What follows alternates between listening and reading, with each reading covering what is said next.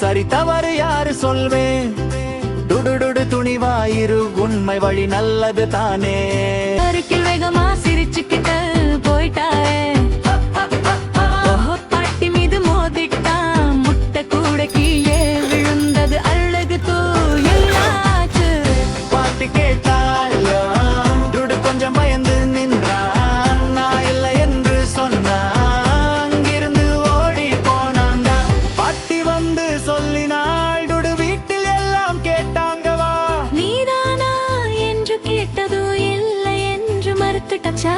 பாட்டி வந்து சொல்லினாள், டுடு வீட்டில் எல்லாம் கேட்டாங்க வா. நீதானா என்று கேட்டது இல்லை என்று மறுத்துட்டச்சா.